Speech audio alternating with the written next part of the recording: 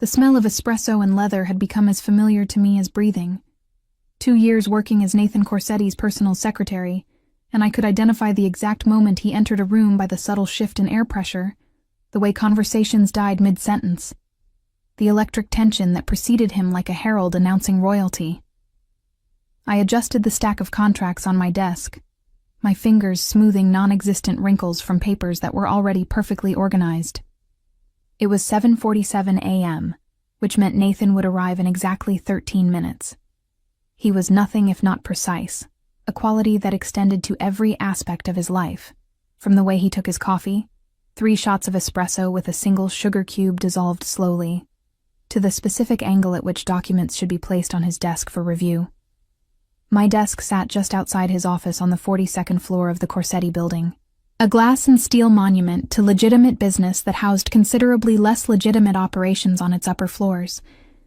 I'd learned not to ask questions about the men in expensive suits who arrived after hours, about the locked filing cabinets I wasn't given keys to, about the phone calls Nathan took behind closed doors in rapid Italian that made his jaw tighten and his eyes go cold.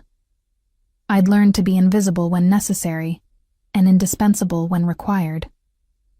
The elevator chimed, and my pulse quickened, despite 2 years of practice at controlling my reactions. Nathan emerged, flanked by Marco and Alessio, his ever-present bodyguards. He wore a charcoal suit that had probably been tailored in Milan, his dark hair swept back from a face that could have been carved from marble. All sharp angles and aristocratic lines, with eyes so dark they appeared black in certain lights. "Buongiorno, Miss Reed," he said, his Italian accent wrapping around my name in a way that made my stomach flutter traitorously. "Any urgent matters this morning?" I stood, smoothing down my pencil skirt, hyper-aware of how his gaze traveled over me for the briefest moment before returning to my face. Professional, always professional. "The Benedetti family requested a meeting this afternoon," I reported, handing him the leather portfolio I'd prepared. "The mayor's office called twice yesterday evening, and the quarterly reports from the dock operations are ready for your review." Something flickered in his expression at the mention of the Benedettis, his primary rivals in the intricate power structure that controlled New York's underworld, but he simply nodded, accepting the portfolio. "Cancel the Benedetti meeting. Tell them I'm unavailable." His voice was cold, dismissive. "Anything else?" "Your father called from Sicily. He said it was important." Nathan's jaw tightened almost imperceptibly. "I'll return his call later. Hold all calls until I say otherwise." He disappeared into his office, and I released the breath I hadn't realized I was holding. Marco lingered, his expression knowing in a way that made heat creep up my neck. "You should be careful, Miss Reed," he said quietly in his accented English. "The boss, he doesn't notice much outside business. But when he does notice something..." He trailed off meaningfully. "I don't know what you mean," I replied, keeping my voice steady despite the way my heart hammered. Marco smiled. "Of course you don't." The morning passed in its usual rhythm of calls, emails, and the careful choreography of managing Nathan's schedule. I was good at my job, exceptional even. I anticipated his needs before he voiced them, handled problems before they reached his desk, and maintained the fiction that I was merely an efficient employee, rather than a woman who lay awake at night, thinking about the way his hands looked when he signed documents, strong and elegant and completely off limits. At noon, I gathered my purse and coat.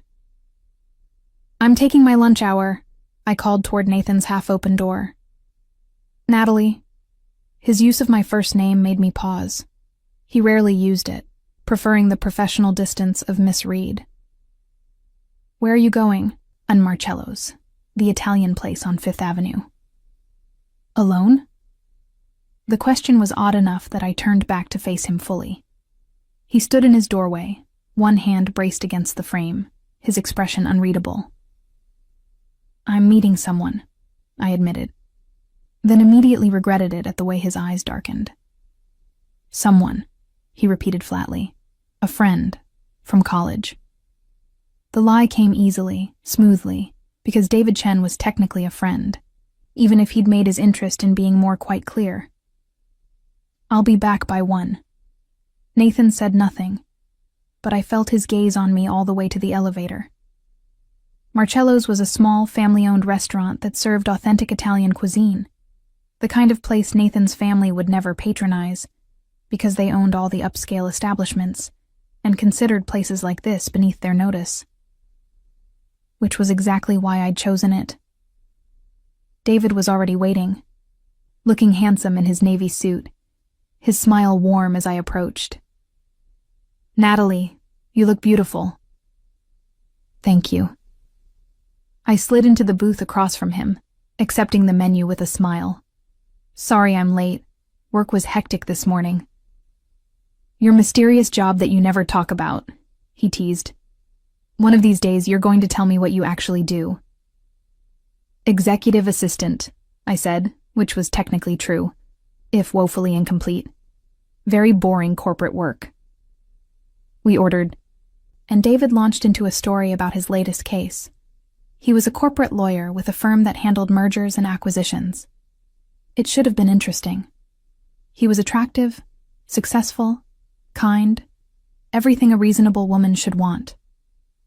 And I felt absolutely nothing beyond mild friendship, because my stupid, traitorous heart had decided to fixate on a man who was dangerous, emotionally unavailable, and completely inappropriate in every conceivable way. I was laughing at something David said, my hand resting on the table between us, when I felt it.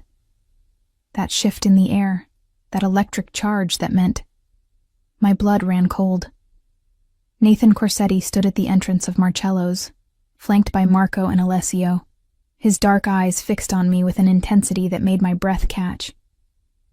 He'd removed his suit jacket, his white shirt rolled to his elbows, and there was something almost feral in his expression as his gaze moved from me to David and back again. "Nathan," I breathed, too quietly for David to hear over the restaurant's ambient noise. But Nathan heard. Somehow, across the crowded space, Nathan heard my whisper, and he moved. He crossed the restaurant in long strides, ignoring the way conversations faltered and heads turned. People recognized him, recognized the danger in his purposeful approach, and wisely looked away. "Mr. Corsetti," I managed as he reached our table. "This is unexpected.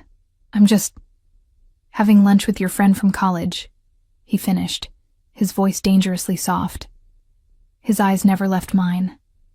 How lovely. David, bless him, seemed oblivious to the undercurrents. He extended his hand. "David Chen. Natalie and I went to Columbia together. Are you a colleague of hers?"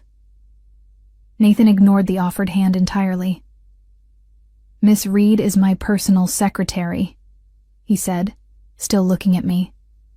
"And she should have informed me she was leaving the office for a personal meeting. We have urgent business to discuss." "I told you I was taking lunch," I replied, finding my voice despite the way my pulse raced. "At Marcello's. You said you were meeting a friend. You didn't mention it was a date." The accusation hung in the air between us. David's eyes widened, clearly picking up on the tension now. "It's not a date," I said firmly, though heat crept up my neck. "And even if it were, that's not your concern." "Isn't it?" Nathan's voice dropped even lower, and he moved closer, into what should have been an uncomfortable invasion of my personal space. But my body betrayed me, leaning toward him rather than away.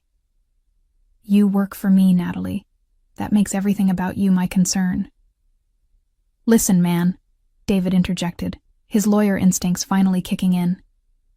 "I don't know what your relationship is with Natalie, but you can't just—" Nathan's head turned slowly toward David, and whatever David saw in his expression made him fall silent mid-sentence.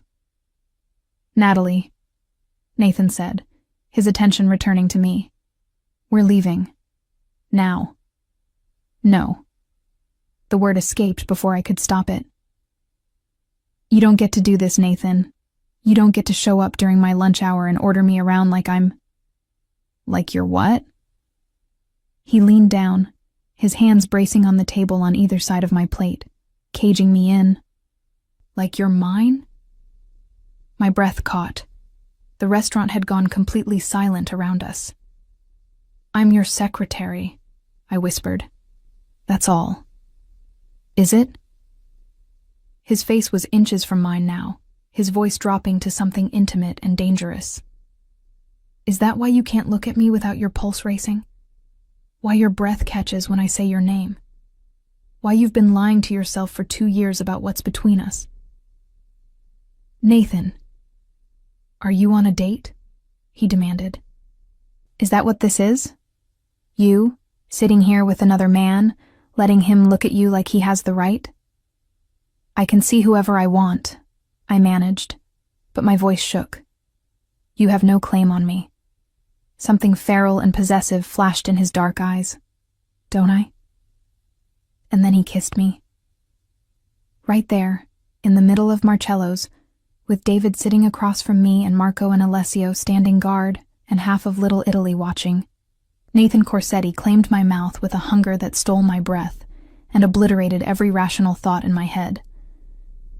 His hand cupped my face, tilting my head back as he deepened the kiss, his tongue demanding entry that I granted without hesitation. I tasted espresso and mint, and something darker, something uniquely him that made me moan against his mouth. When he finally pulled back, we were both breathing hard.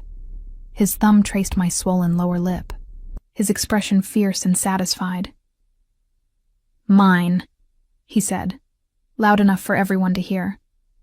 You're mine, Natalie Reed, and it's time everyone knew it. The ride back to the office happened in a fog of shock and residual heat. Nathan's hand never left the small of my back as he guided me out of Marcello's, past David's stunned expression and the dozens of witnesses who'd just seen Nathan Corsetti publicly claim his secretary. Marco held the car door open, his expression carefully neutral, while Alessio scanned the street with professional vigilance. I slid into the back seat of the black Mercedes, and Nathan followed, the door closing with a solid thunk that sealed us in the leather-scented interior. The privacy screen was already up, giving us the illusion of being alone despite Marco driving and Alessio in the passenger seat. You can't just... I started, but Nathan cut me off. I can. I did. His voice was calm now, controlled, but his eyes still burned with that possessive fire. And before you tell me I crossed a line, consider that you kissed me back, Natalie. Quite enthusiastically, if I recall.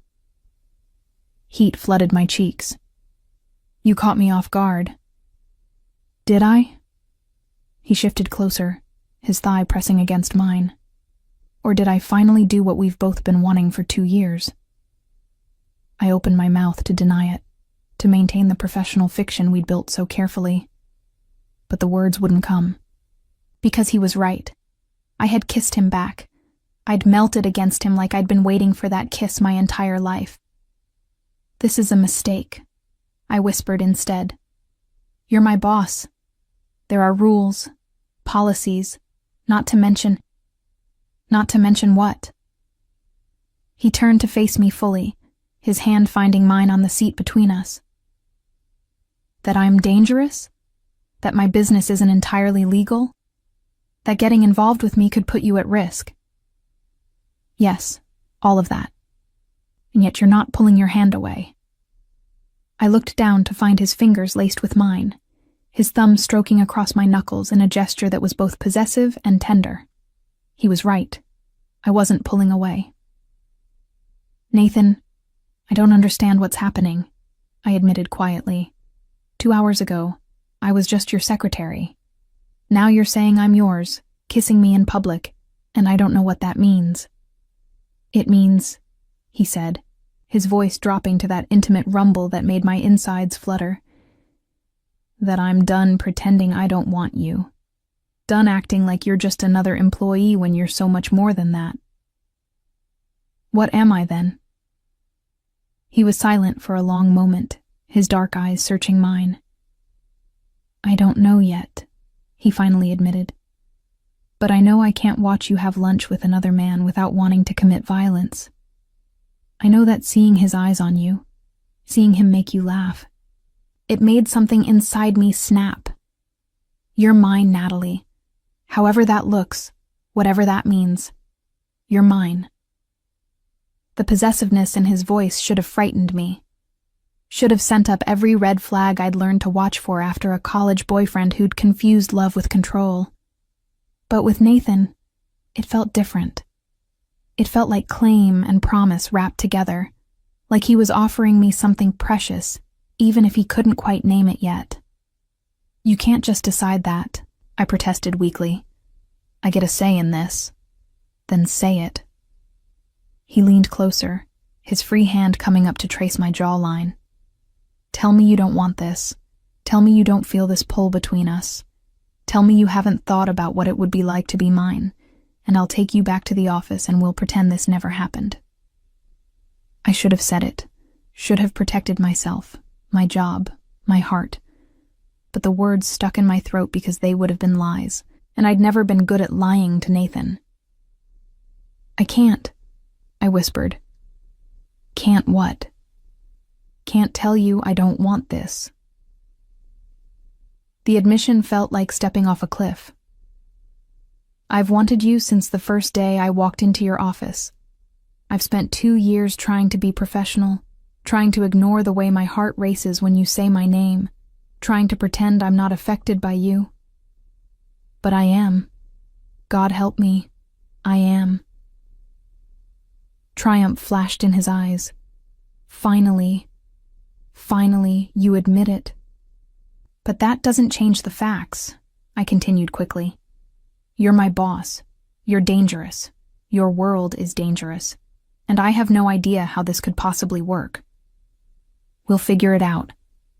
He said it with such certainty, such absolute conviction, that I almost believed him. Together, Tesoro. We'll figure it out together. The car pulled up to the Corsetti building, and reality came crashing back. Marco opened the door, and Nathan stepped out, then offered me his hand, with a courtesy that seemed at odds with the primitive claiming that had happened at Marcello's. The lobby was busy with the lunch hour rush, employees and visitors moving through the marble space. I was acutely aware of the way people's gazes followed us, of the whispers that started the moment we entered. News traveled fast in Nathan's organization, and I had no doubt that half the building already knew what had happened at the restaurant. We rode the elevator in silence, though Nathan kept his hand at the small of my back, a gesture that was both possessive and protective. When we reached the 42nd floor, I expected him to disappear into his office, to give me space to process everything that had happened. Instead, he followed me to my desk. Nathan, people are staring, I murmured, hyper-aware of the curious glances from other employees in the hallway. Let them. He leaned against my desk, arms crossed, looking completely unconcerned. Are you going to see him again? David. I don't know. I hadn't thought about it. Think about it now. I met his gaze steadily. Are you ordering me not to? No. Something that might have been frustration crossed his face. I'm asking you not to, as a man who's made his interest abundantly clear, not as your boss. The distinction mattered.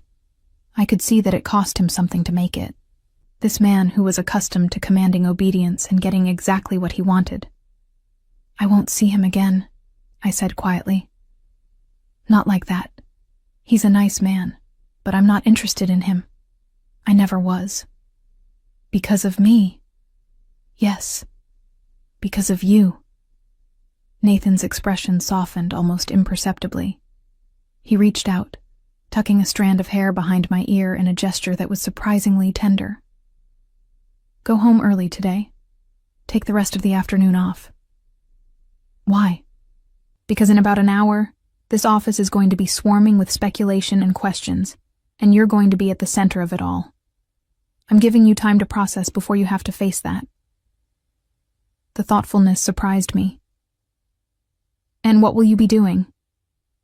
Damage control. His jaw tightened. That kiss was impulsive, possessive, and strategically foolish.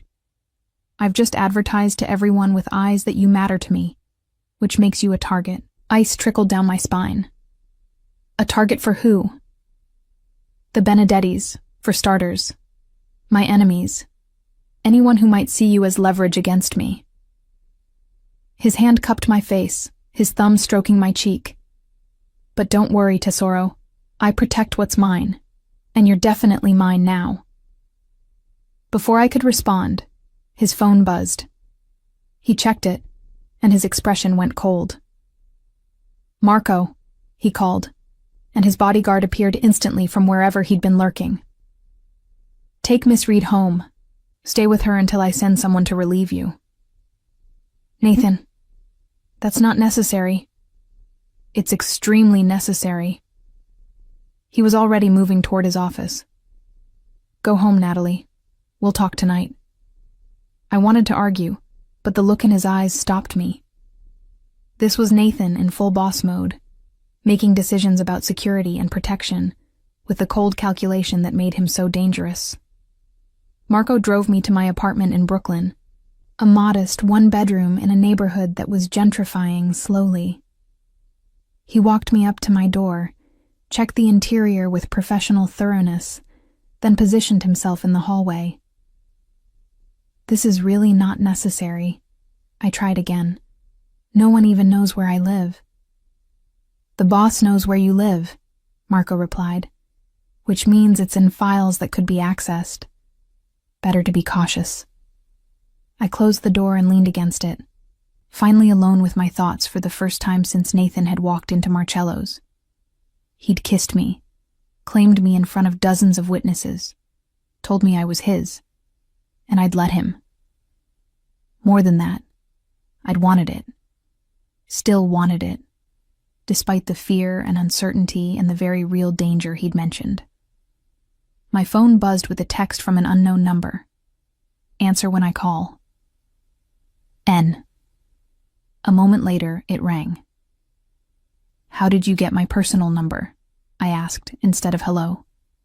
I'm Nathan Corsetti, he replied, and I could hear the smile in his voice. I have everyone's personal number. Are you all right? I'm confused, overwhelmed, possibly making the worst decision of my life. But you don't regret it. It wasn't a question. No, I admitted. I don't regret it. Should I? Ask me that in a week, he said, his tone going serious.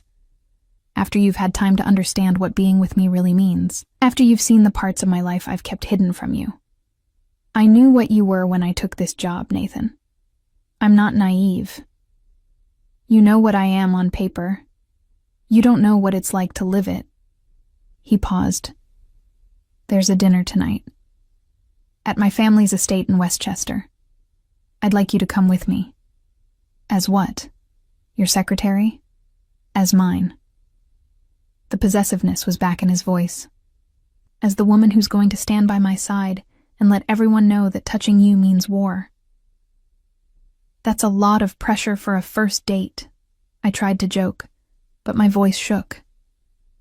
This isn't a first date, Tesoro. First dates are dinner and movies and goodnight kisses at the door. This is me bringing you into my world, showing you exactly what you're agreeing to. If you can handle tonight. If you can stand beside me and still look at me the same way you did this afternoon, then we'll talk about what comes next. And if I can't handle it, silence stretched between us. Then I'll let you go, he finally said, and I heard the cost of that promise in his voice. I'll let you walk away, help you find a new job somewhere far from me, and I'll spend the rest of my life regretting that I kissed you too soon. You won't let me go, I said with sudden certainty. You're too possessive for that. You're right. His voice dropped to something dark and intimate. I won't want to let you go, but I will, if that's what's best for you. Because as much as I want you, as much as I need you, I won't keep you if my world destroys you. The raw honesty in his admission made my chest tight. What time tonight? I'll pick you up at 7. Wear something elegant. And Natalie? Yes? Thank you for giving me this chance, for not running when you should have. After he hung up, I stood in my apartment and tried to process everything that had happened. In the span of a few hours, my entire life had been upended. I'd gone from dedicated secretary maintaining professional distance to the claimed woman of a mafia boss. And God help me, I wanted it. The dress I chose for dinner was a midnight blue silk that hugged my curves before flowing gracefully to my knees. Elegant enough for a family gathering, sophisticated enough to make a statement. I paired it with simple silver jewelry and heels that added 3 inches to my height, armor and display all at once. Nathan arrived precisely at 7, and the sight of him in a black suit that had definitely been tailored in Italy stole whatever composure I'd managed to build. Marco and Alessio flanked him as usual, but Nathan's eyes were only for me. Bellissima, he murmured, taking my hand and bringing it to his lips. The gesture was old world, courtly, and it made my stomach flip. You're going to be the most beautiful woman there. You're biased, I replied, trying for lightness despite my nerves. I'm Italian. We appreciate beauty. His thumb stroked across my knuckles. Are you ready for this? No, but I'm doing it anyway. Something that might have been admiration crossed his face. That's my brave girl. The drive to Westchester took nearly an hour, and Nathan spent most of it preparing me for what to expect. His family would be there. His father, Salvatore, recently returned from Sicily. His younger sister, Gianna, with her husband, Paolo. Various cousins and associates who comprised the inner circle of the Corsetti organization. They're going to have questions, he warned, about who you are, where you came from, whether you understand what you're getting into. Do I understand? I asked quietly. He was silent for a moment. You understand better than most. You've worked for me for 2 years. You've seen enough to know what my life entails, even if you haven't been directly involved. But there's more I don't know. Yes, and I'll tell you all of it in time. But tonight is about showing them, showing everyone, that you're under my protection now. That harming you means answering to me. The Corsetti estate was exactly what I'd imagined. A sprawling property with manicured grounds, security gates, and a main house that looked like it had been transplanted directly from Tuscany. As we pulled up the circular drive, I saw several other expensive cars already parked. Last chance to run, Nathan said, but there was no levity in his voice. He was serious. I'm not running. Good. He helped me from the car, his hand settling possessively at the small of my back. Stay close to me. Don't wander off alone. And if anyone makes you uncomfortable, you tell me immediately. The interior of the house was even more impressive than the exterior. Marble floors, original artwork, furniture that was probably older than I was. Voices echoed from a room at the end of the hall, speaking rapid Italian interspersed with laughter. The conversation died the moment we entered. It was a formal dining room, with a table that could easily seat 20. About a dozen people were gathered, drinks in hand, but all eyes turned to us the moment Nathan walked in with his hand on my back. Nathaniel. A man who could only be Salvatore Corsetti stepped forward. He was in his 60s, gray threading through dark hair, with the same aristocratic features as his son, but weathered by decades of power and violence. His eyes, sharp and assessing, moved from Nathan to me. You bring a guest. I bring la mia donna, Nathan corrected, the Italian phrase rolling off his tongue with casual possessiveness. Father, this is Natalie Reed. Natalie, my father, Salvatore. La mia donna, my woman. The declaration rang in the sudden silence. Miss Reed. Salvatore's gaze was penetrating. You're Nathan's secretary. Yes, sir, for 2 years now. And now you're something more. It wasn't a question. Does this mean you'll be leaving your position? That's up to Nathan, I replied, keeping my voice steady despite the scrutiny. No, Nathan interjected firmly. Natalie will continue working with me. She's exceptional at her job, and I have no intention of replacing her. A woman who must be Gianna laughed, the sound breaking some of the tension. Fratellino, you can't keep your mistress as your secretary. It's scandalous. She's not my mistress. Nathan's voice went cold. Watch your words, Gianna. Then what is she? Salvatore asked, still studying me with that unnerving intensity. Mine. Nathan pulled me closer against his side. That's all anyone needs to know. The dinner that followed was both easier and harder than I'd expected. Easier because Nathan's family, once they'd assessed me and apparently found me acceptable, was warm and welcoming in the chaotic Italian way. Harder because I was constantly aware of being on display, every word and gesture analyzed for meaning. Gianna, it turned out, was delightful, quick-witted and irreverent, with none of her brother's careful control. She monopolized my attention through the first course, asking pointed questions about how I'd finally gotten Nathan to notice you're a woman, and not just a very efficient organizer. I'm not sure I did anything, I admitted. He kissed me in the middle of a restaurant this afternoon, in front of everyone. Her eyes widened. He what? Nathan did that? My brother, who treats public displays of affection like a mortal sin. Consumed by jealousy, apparently, I said, repeating the words he'd used. I was having lunch with a friend. A male friend. It wasn't a question. Gianna clearly knew the story already. And he couldn't stand it. Oh, this is perfect. You've gotten under his skin, Natalie. My brother doesn't do jealousy. He does cold and controlled. But with you... She grinned. With you, he's human. I glanced down the table to where Nathan was engaged in intense conversation with his father, their heads bent close together. Even from a distance, I could see the tension in his shoulders. Should I be worried? I asked quietly. Gianna followed my gaze. About what father's saying? Probably. He's very traditional. He'll be concerned about you being an outsider, about Nathan showing weakness by caring so publicly, but don't worry too much. Nathan doesn't listen to father when it comes to matters of the heart. Well, he's never had to before, since he's never shown interest in any woman longer than a single night. The revelation sent a small thrill through me despite the situation. Never? Never. You're the first woman he's brought home, the first he's claimed publicly, the first who's managed to crack that icy exterior. Gianna leaned closer.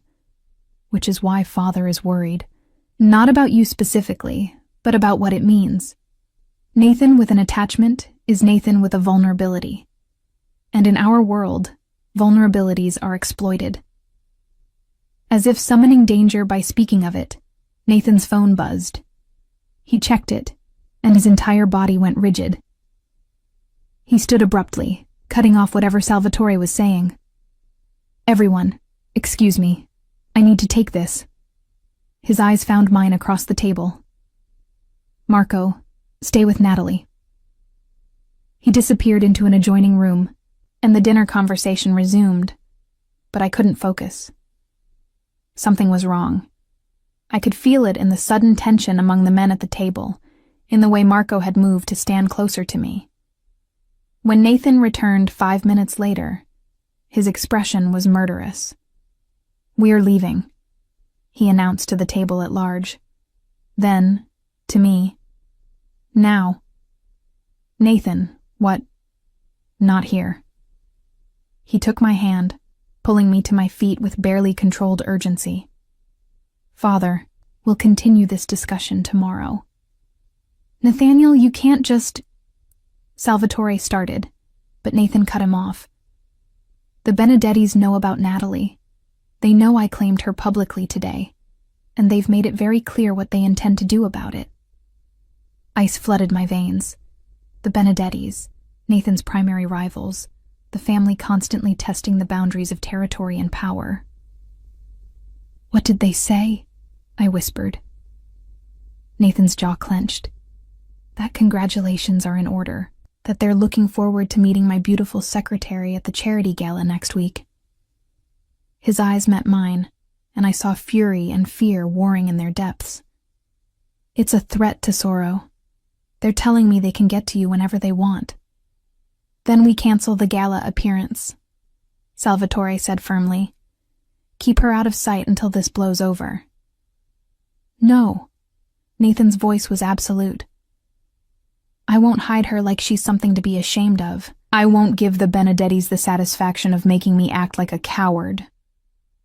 "Then you're putting her directly in danger," Salvatore countered.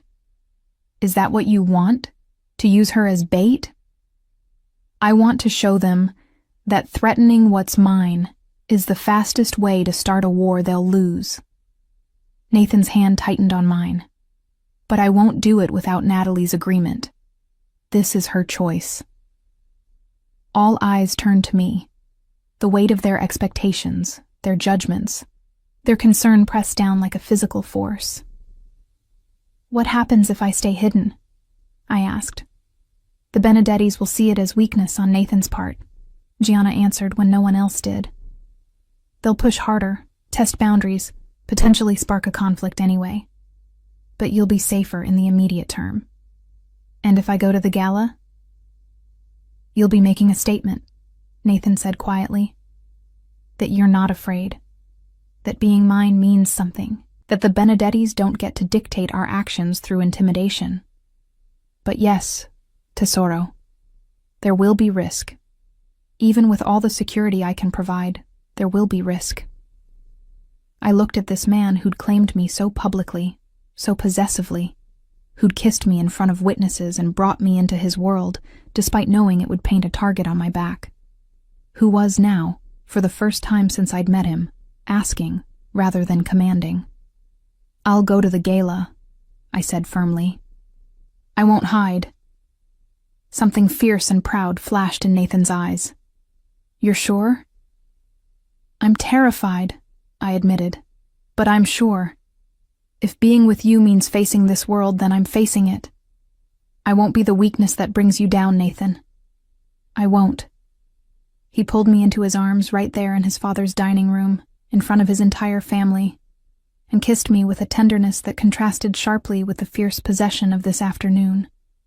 "You could never be a weakness," he murmured against my lips. "You're my strength, Natalie, and I'll prove it to the Benedettis and everyone else. You're mine, and no one touches what's mine." As we left the estate, surrounded by security, I caught sight of Salvatore watching from the window.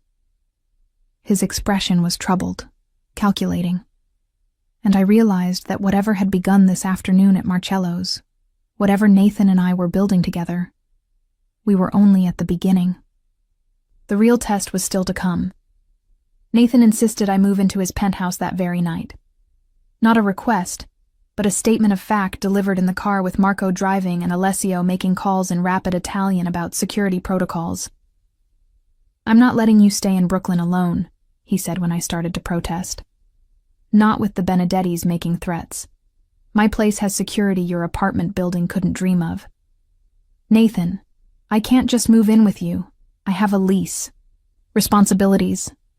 I'll buy out your lease. I'll have Marco pack your things tomorrow." His hand found mine in the darkness of the back seat. "Please, Natalie. I need to know you're safe, that I can protect you." The raw emotion in his voice decided me. This wasn't about control or possession. It was about genuine fear for my safety.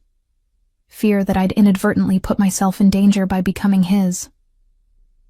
"Okay," I agreed softly. "But this is temporary. Until the situation with the Benedettis is resolved." His fingers tightened on mine. "We'll see." Nathan's penthouse occupied the entire top floor of a building in Tribeca that probably cost more per month than I made in a year. The elevator opened directly into the living space, an open concept design with floor-to-ceiling windows offering panoramic views of Manhattan. Everything was sleek and modern, all dark wood and leather and masculine sophistication. "The guest room is down that hall," Nathan said, reading my hesitation correctly. "You'll have your own space. I'm not assuming—" He stopped, running a hand through his hair in a gesture of frustration. "Despite what happened today, despite claiming you publicly, I'm not expecting you in my bed tonight. This is about keeping you safe, not taking advantage." The clarification should have relieved me. Instead, I felt oddly disappointed. "Thank you," I managed, "for being clear about that." "Don't thank me yet." His voice was rough. "Every instinct I have is screaming at me to take you to my room and finish what we started this afternoon, to claim you completely. But you deserve better than a rushed seduction based on adrenaline and fear." "And what do I deserve?" He stepped closer, his hand coming up to trace my jawline. "You deserve to be courted, romanced, given time to truly understand what you're choosing." His thumb brushed across my lower lip. "You deserve a man who can be gentle with you, patient, who doesn't let his possessive streak dictate every action." "And are you that man?" I whispered. "I'm trying to be. For you, I'm trying." He leaned down, pressing a kiss to my forehead that was achingly tender. "Get some rest, Tesoro. Tomorrow will be a long day." The guest room was beautiful and impersonal, decorated in shades of cream and gray. I showered in the attached bathroom, using the unopened toiletries I found under the sink, then slipped into one of Nathan's shirts that I'd borrowed from his closet because I had nothing else. Sleep should have come easily after the emotional exhaustion of the day. Instead, I lay awake, staring at the ceiling, replaying every moment from Nathan's jealous appearance at Marcello's to his fierce declaration at his father's house. Mine, he'd called me. Repeatedly, possessively, absolutely. And I'd let him. More than that. I'd embraced it, stood in front of his family and agreed to face danger rather than hide. Moved into his home without really questioning whether it was too fast, too much. What was happening to me? A soft knock at the door interrupted my spiraling thoughts. "Natalie? Are you awake?" I sat up. "Come in." Nathan entered, and I tried not to stare at the way his sleep pants hung low on his hips, his chest bare and displaying the lean muscles I'd only glimpsed through his shirts. His hair was mussed, like he'd been running his hands through it. "I can't sleep," he admitted. "Knowing you're here, just down the hall, safe, but so close." He trailed off. "I needed to see you, to confirm you're real and not some dream I'm going to wake from. I'm real." I pulled the blanket up higher, suddenly aware of my bare legs and the fact that I was wearing his shirt. "Are you all right?" "No." He sat on the edge of the bed, careful to maintain distance. "I'm terrified, Natalie. Truly terrified in a way I haven't been since I was a child. Because I've given the Benedettis exactly what they need to destroy me. Someone I care about more than my own life. Nathan. Let me finish." His voice was rough. "You need to understand what you've become to me in the span of one day. It's not rational. It's not logical. But the moment I saw you with that man, saw him looking at you like he had the right, something inside me snapped. All the careful control I've maintained for 2 years, all the professional distance, it shattered. And I realized I'd been lying to myself." "About what?" "About my feelings for you. About how long I've wanted you." He finally looked at me, and the raw emotion in his eyes stole my breath. "I've been half in love with you since the day you walked into my office for your interview. You were wearing a navy dress, your hair up, and you looked at me without flinching. Without the fear most people show. You looked at me like I was just a man." "You are just a man," I whispered. "No, Tesoro, I'm not. I'm a monster who does monstrous things to protect my family and my territory. I'm a criminal, a murderer when necessary. I'm everything you should run from." His hand reached out, hovering over mine but not quite touching. "But God help me. I'm selfish enough to want you anyway. To claim you and keep you despite knowing you deserve better." I took his hand, lacing our fingers together. What if I don't want better? What if I want you, flaws and darkness and all? Then I'll spend every day proving I'm worthy of that choice. He brought our joined hands to his lips. "But you need to know the full truth first, about my business, my family's history, what being with me really means. Tell me." And he did. For the next 2 hours, sitting on the edge of my bed in the pre-dawn darkness, Nathan Corsetti told me everything. About the Corsetti family's roots in Sicily, how his great-grandfather had built an empire through violence and strategic alliances, how that empire had evolved over generations, becoming more sophisticated, but no less dangerous. He told me about the legitimate businesses that fronted for less legal operations, the dock warehouses that concealed smuggled goods, the restaurants that laundered money, the construction companies that provided jobs for family members who needed alibis. He told me about the violence, the men who'd crossed him and paid the price, the territory wars that occasionally erupted into bloodshed, the uncomfortable alliances with other families, the Russos and the Lombardis, that kept the peace most of the time. And he told me about the Benedettis, the rival family that controlled the opposite side of the city, that had been testing boundaries for months, looking for weakness. How they'd seized on his public claiming of me as exactly that: weakness, vulnerability, a pressure point they could exploit. "They'll try to use you against me," he said bluntly. "Either to manipulate my decisions or as a direct target. The gala next week is just the beginning. By showing up together, we're essentially declaring that I'm willing to go to war over you." "Are you?" I had to ask. "Willing to go to war over me?" Without hesitation. His conviction was absolute. "You're mine, Natalie.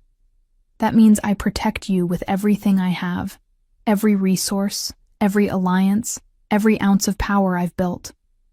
Anyone who touches you answers to me." The possessiveness should have frightened me, should have sent up every warning flag about controlling behavior and dangerous men. But I understood now. This wasn't about controlling me. It was about protecting me, about a man who'd built walls around his heart for decades, suddenly finding someone worth tearing those walls down for. "I'm scared," I admitted quietly. "Of the danger, of how fast this is happening, of how much I feel for you already." "Good." He squeezed my hand. "Fear keeps you careful, and I need you to be careful to sorrow. I need you to listen when my security tells you something. I need you to trust that I know this world better than you do." "I can do that. But Nathan," I waited until his eyes met mine, "I won't be locked in a cage, even a gilded one. I won't give up my job, my independence, my life because of danger. If we're doing this, if we're really together, then we're partners. You don't get to make all the decisions." Something that might have been respect flashed across his face. "Partners," he repeated, testing the word. "I've never had a partner before. This is going to take adjustment. For both of us."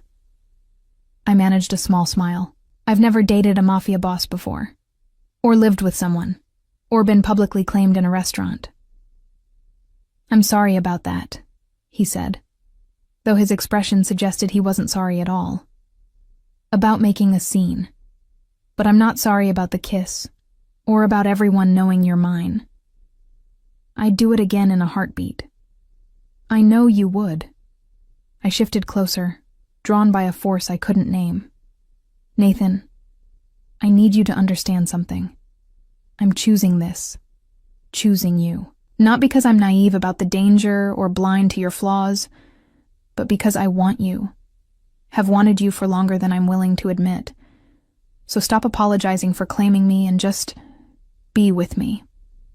His eyes darkened. Natalie, I know you were trying to be a gentleman, giving me space and time, and I appreciate that. But I'm in your bed at 3 a.m, wearing your shirt, having just heard the worst things about your life. And I'm still here, still choosing you. You don't know what you're asking. Don't I? I reached up, cupping his face. I'm asking you to stop treating me like I might break, to trust that I'm strong enough to handle this, to handle you. I'm asking you to finish what you started in that restaurant. For a long moment, Nathan didn't move. His dark eyes searched mine, looking for doubt, or fear, or hesitation. Whatever he saw there must have satisfied him, because he made a sound low in his throat, half growl, half surrender, and closed the distance between us. His kiss was nothing like the possessive claim at Marcello's. This was thorough, consuming, a slow exploration that made my toes curl. His hands framed my face with devastating gentleness as his tongue swept against mine, tasting, claiming, promising things that made heat pool in my core. Last chance to change your mind, he murmured against my lips. Once I start, Tesoro, I won't be able to stop. You'll be mine in every way that matters. I'm already yours, I whispered. Now prove you're mine too. What followed was nothing like I'd imagined. Nathan was demanding but tender, possessive but careful, taking his time to learn every inch of me with hands and mouth that knew exactly how to drive me crazy. When he finally claimed me completely, our eyes locked together, his name a prayer on my lips. It felt like coming home. Afterward, we lay tangled together in the twisted sheets, his fingers tracing lazy patterns on my bare shoulder. Marry me, he said suddenly. I lifted my head to stare at him. What? Marry me. Be my wife, not just my woman. Let me give you my name, my protection, everything I have. Nathan, we just slept together for the first time. We've known each other for 2 years but been together for less than 24 hours. This is insane. Everything about us is insane. He pulled me closer. But it's also inevitable, Natalie. We both know it. So why wait? Why give the Benedettis time to make moves against us? If you're my wife, you're untouchable, protected by every law and custom that governs our world. That's a terrible reason to get married. Then here's a better one. I love you. The words were simple but weighted with meaning. I've loved you for longer than is rational given our professional relationship. I love the way you organize my life, the way you anticipate my needs, the way you look at me without flinching. I love your strength and your kindness, and the fact that you're brave enough to face my world, despite every reason to run. Marry me, Natalie. Not because it's strategic, but because I can't imagine my life without you in it. Tears pricked my eyes. You barely know me. I know you better than you think. I know you take your coffee with cream and no sugar.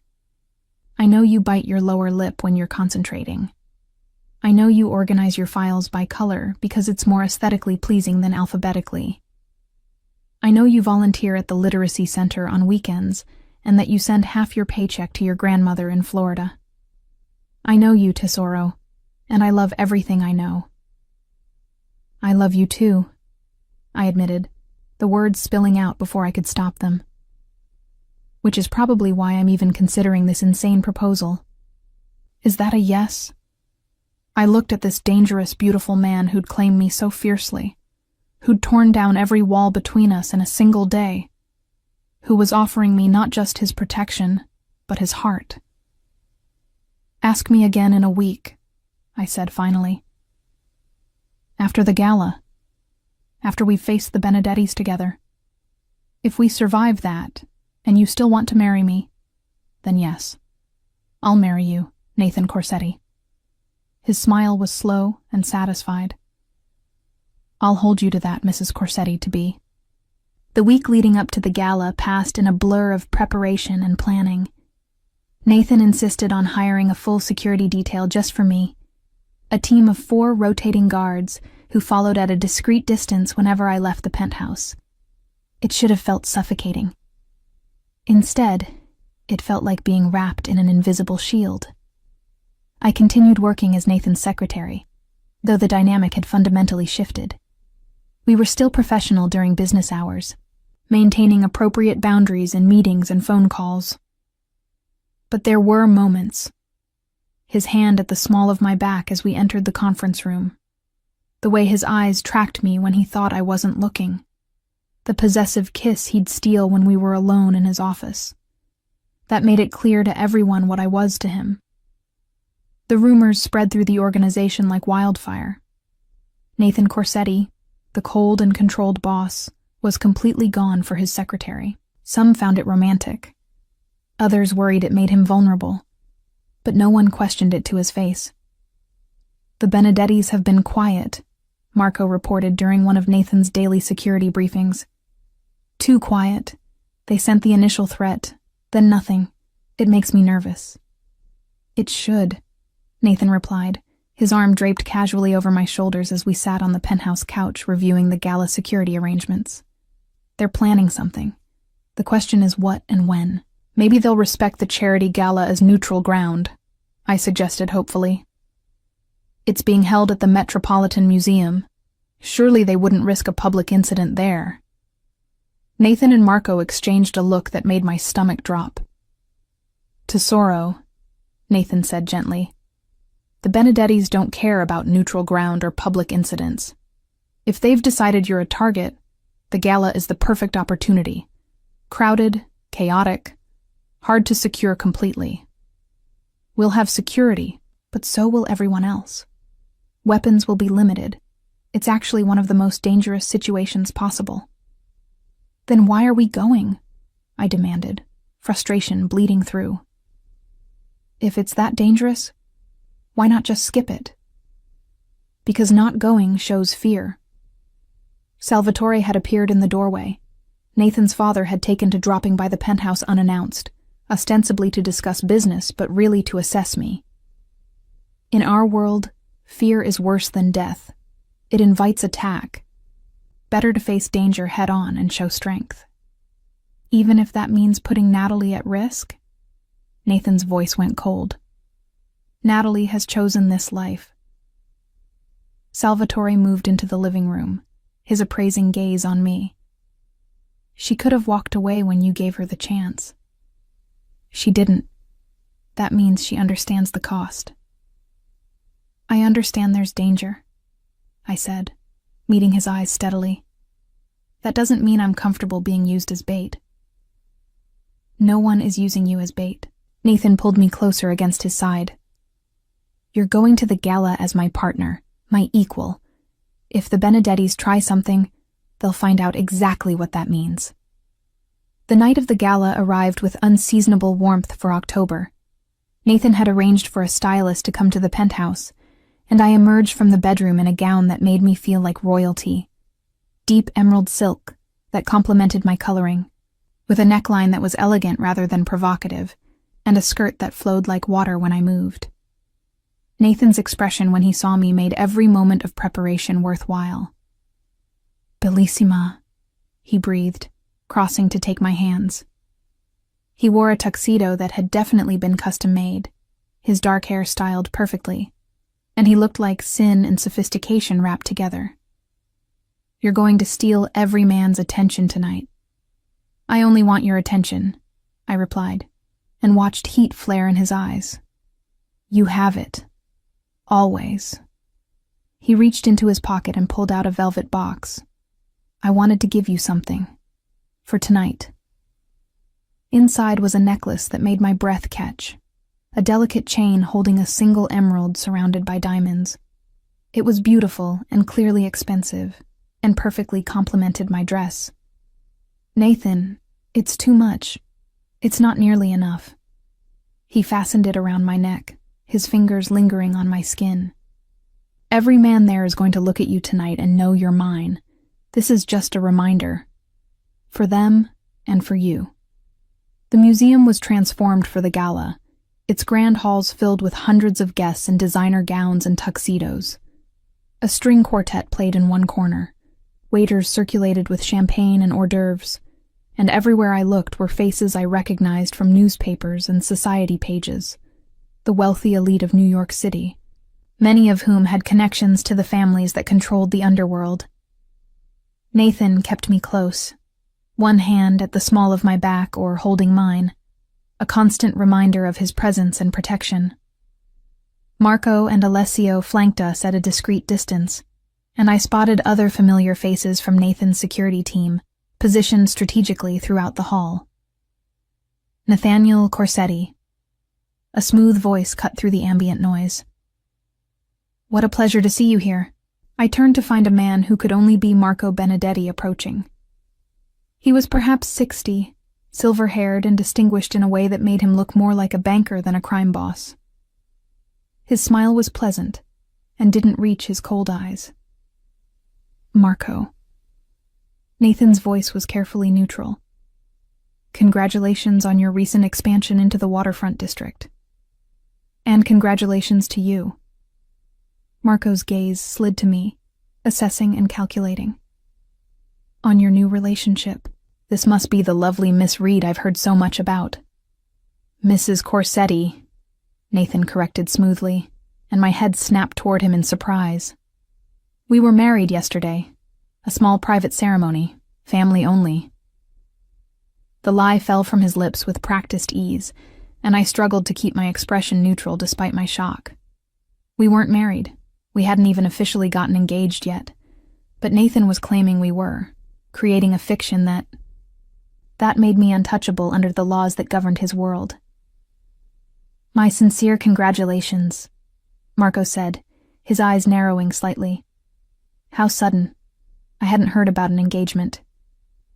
We prefer to keep personal matters private. Nathan pulled me closer. I'm sure you understand. Of course. Marco's smile never wavered. Though I am curious, does your lovely bride understand what she's married into? The responsibilities and dangers that come with the Corsetti name? I understand perfectly, I said before Nathan could respond. My husband has been very clear about what our life together entails. Something that might have been respect flickered in Marco's eyes. Well then, I wish you both happiness. Marriage can be so rewarding when one finds the right partner, and so tragic when that partner is taken away. The threat was barely veiled.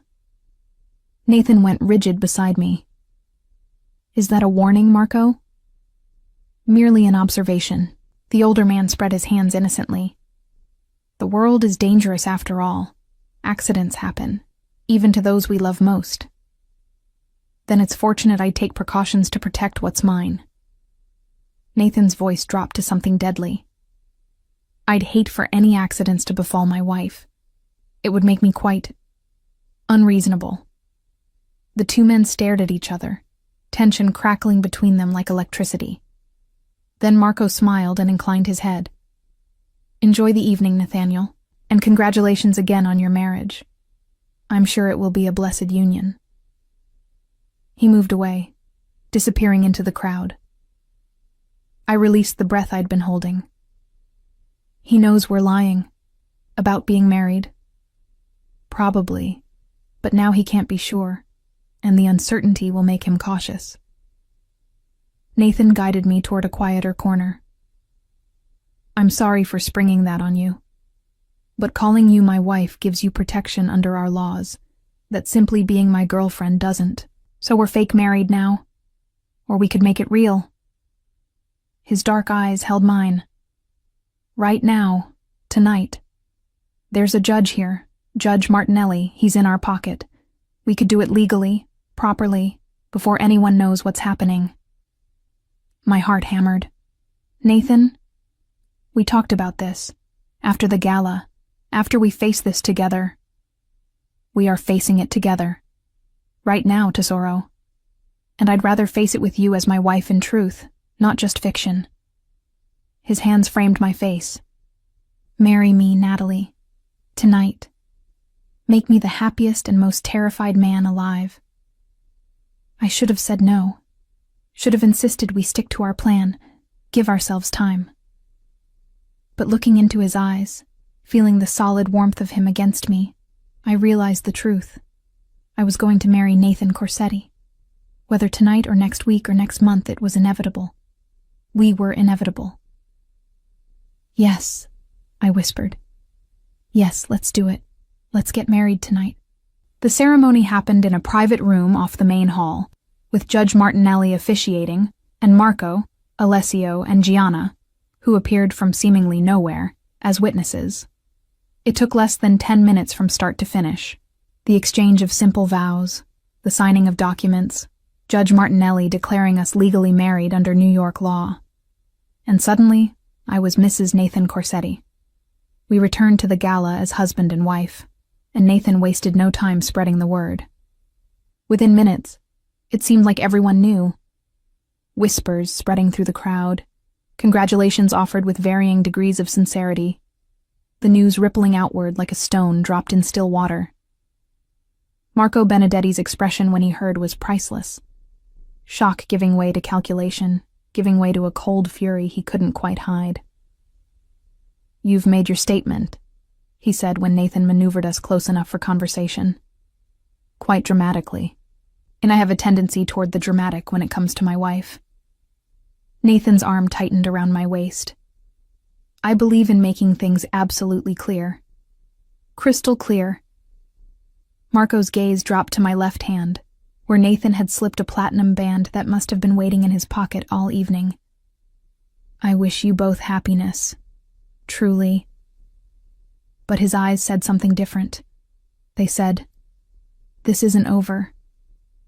The rest of the gala passed in a haze of congratulations and veiled threats, of champagne toasts and barely concealed danger. Through it all, Nathan kept me close, his touch possessive and protective. The wedding band on my finger a constant reminder that I'd just legally bound myself to one of the most dangerous men in New York. We left early, citing newlywed impatience that made people laugh knowingly. But once we were in the car with Marco driving and Alessio scanning for threats, Nathan's expression turned serious. "The Benedettis won't let this go unanswered," he said quietly. "Marrying you publicly, making it legal and binding, it's a direct challenge to their authority. They'll have to respond." "How?" "I don't know yet, but we need to be ready for anything." He pulled me against his side. "I'm sorry, Tesoro. I've dragged you into a war." "You didn't drag me anywhere." I laced my fingers with his. "I walked into this willingly. I married you willingly.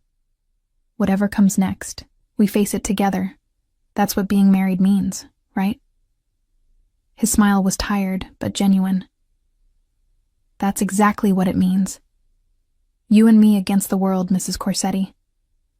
"You and me," I agreed, and sealed the promise with a kiss. The war started 3 days after the gala.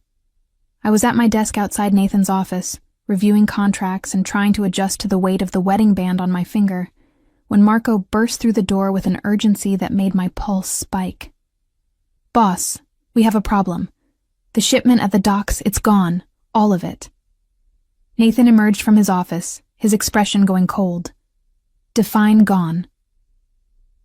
"Stolen, in broad daylight. The Benedettis moved on our territory and took everything. The goods, the cash, the men we had stationed there. They left a message." "What message?" Marco's gaze flickered to me, hesitating. Nathan noticed immediately. "Say it in front of my wife. She deserves to know," they said. Marco's jaw tightened. "They said to give Mrs. Corsetti their regards, that they hope she enjoyed the wedding, and that gifts will be arriving soon." Ice flooded my veins. They weren't just attacking Nathan's business. They were making it clear that I was the catalyst, the weakness they were exploiting. "How much did we lose?" Nathan's voice was eerily calm, which somehow made it more terrifying. 3 million in goods, Another $1 million in cash. And 2 of our men are in the hospital, beaten badly but alive. They wanted to send a message, not start a bloodbath. Not yet, Nathan corrected grimly. He turned to me. Natalie, I need you to go home. Take Alessio and... No. I stood, my hands planted firmly on my desk. I'm not running and hiding while you deal with this. We're married now. That means I stand with you.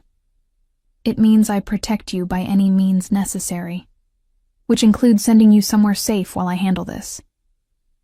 And I'm telling you I'm not leaving. I moved around the desk to stand in front of him. They did this because of me, Nathan, because marrying me gave them leverage. The worst thing I can do now is prove them right by acting like your weakness. Something flickered in his eyes, pride, warring with fear. Natalie. No. Listen to me. I gripped his arms, forcing him to focus on me. If I hide, they win. They prove that I'm your vulnerability, that threatening me makes you weak. But if I stay, if I stand beside you and show no fear, then we prove the opposite, that I make you stronger, not weaker. She's right, Marco said quietly. Strategically speaking, having Mrs. Corsetti visible and unafraid sends a powerful message. Nathan's jaw clenched. The risk is worth it. I stretched up to press a kiss to his lips. Trust me. Trust us. We're partners, remember? In everything. He stared at me for a long moment, and I could see the battle raging behind his eyes. Finally, he exhaled roughly. Fine, you stay. But security doubles. You don't go anywhere without guards. You don't make any public appearances without my approval, and if I say run, you run. Understood? Understood. Good. He turned back to Marco. Call a meeting. All the capos, all department heads. We're hitting back tonight, and I want everyone to know why. What followed were some of the longest hours of my life. Nathan's penthouse transformed into a war room, with men in expensive suits arriving in a steady stream, their expressions grim as they learned about the Benedetti attack. I sat in the corner of the room, present but not participating, a silent statement that I was part of this now. The plan they devised was precise and brutal, a coordinated strike on 3 Benedetti operations, timed to cause maximum disruption with minimal casualties. Not a bloodbath, Nathan insisted, but a clear message that the Corsettis didn't accept challenges to their territory. What about Marco Benedetti himself? One of the capos asked. Do we make a move on him directly? No. Nathan's voice was firm. We stay within the rules. We hit his business, not his family. Not unless he escalates first. After the meeting dispersed, Nathan found me on the balcony, staring out at the city lights. His arms came around me from behind, pulling me back against his chest. You should be furious with me, he murmured against my hair, for dragging you into this life, for making you a target. I'm terrified, I admitted, but I'm not furious. I knew what I was choosing, Nathan. Maybe not the specific details, but the general reality. This is your world, and I chose to be part of it. You're braver than I deserve, and you're more capable of tenderness than you think. I turned in his arms. What happens tonight?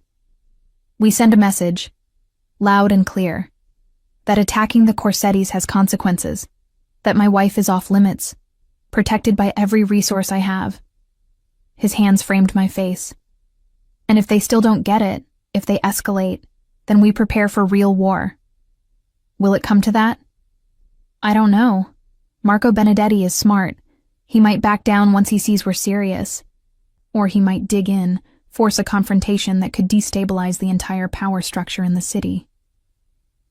His thumb stroked my cheekbone. But whatever happens, you stay safe. That's my priority above everything else. The retaliation happened at midnight. Nathan left with Marco and a dozen armed men, leaving Alessio and 3 others to guard me at the penthouse. I wanted to argue, to insist on coming with him, but I understood the practicality. I'd slow them down, be a liability in a potentially dangerous situation. So I waited, and worried, and paced the penthouse until Alessio gently suggested I might wear a hole in the expensive hardwood floors. Nathan returned at 3 a.m., unharmed but exhausted.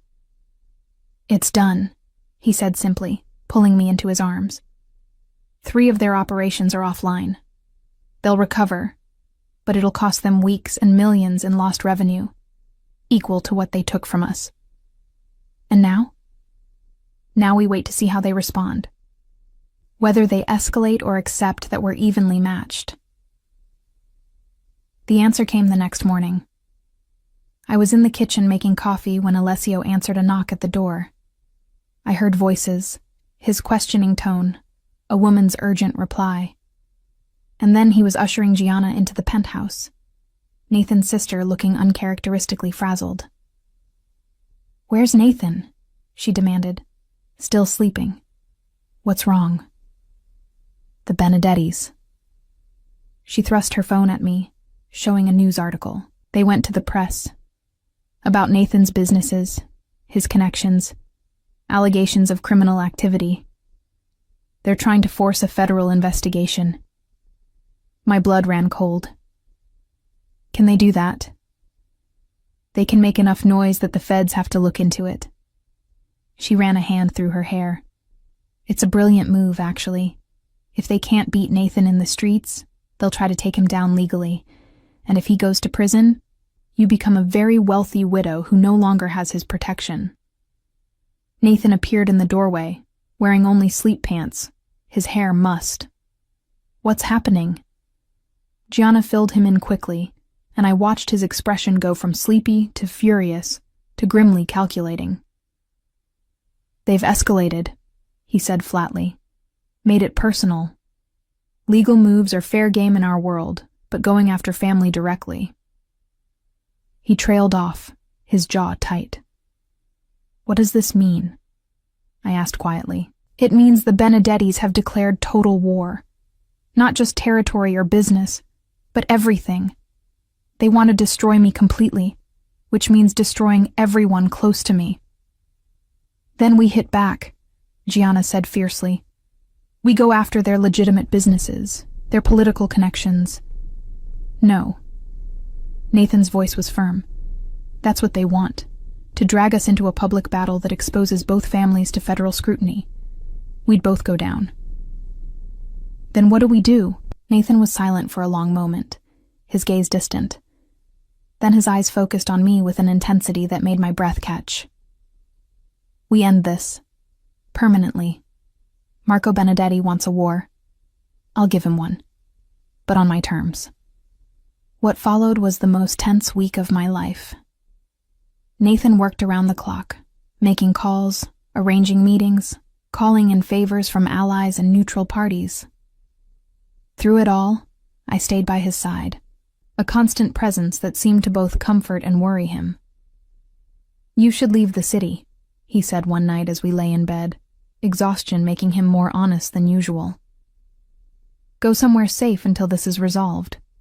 I can't protect you if the Benedettis decide to make a direct move. I'm not leaving you. Natalie? No."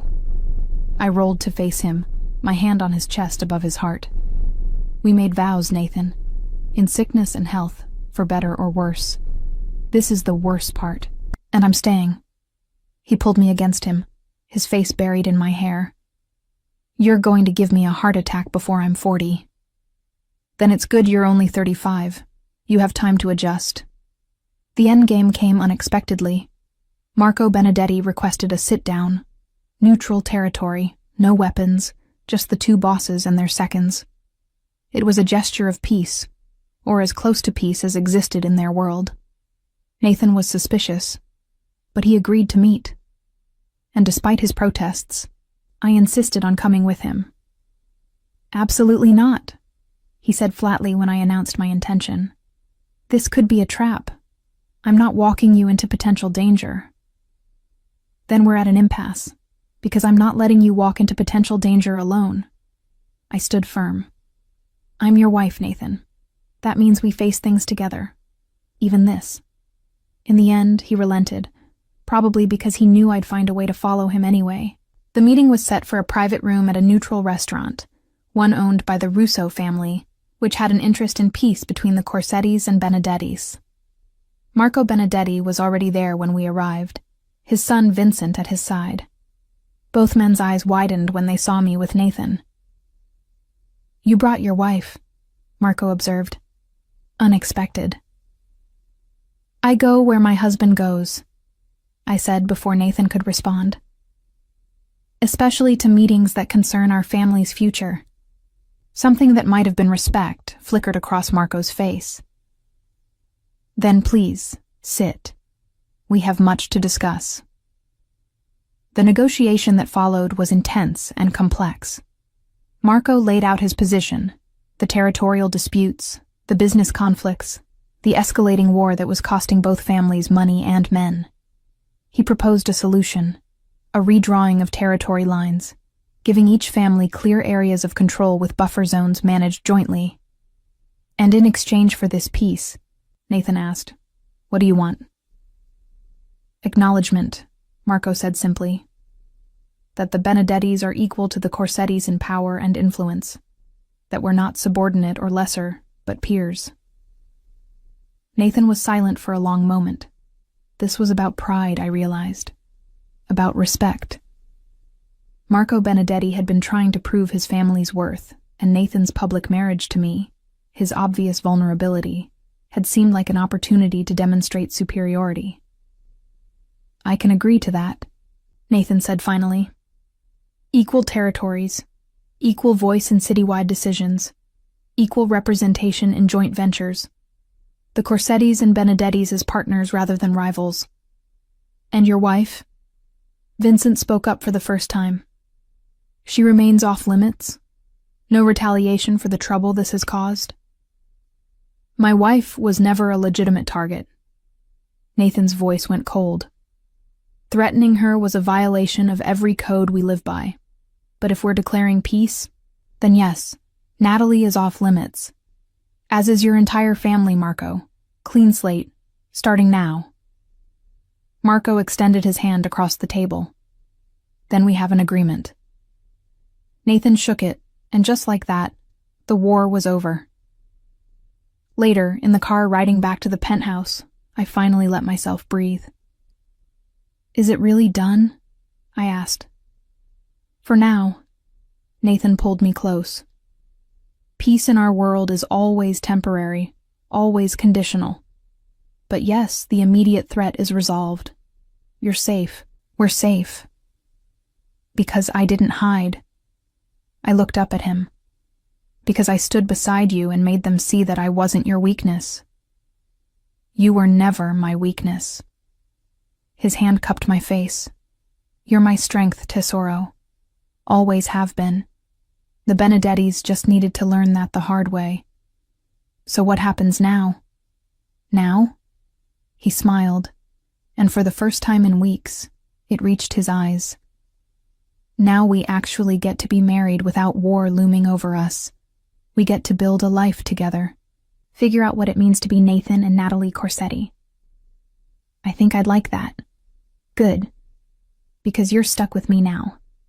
Legally, eternally, irrevocably mine.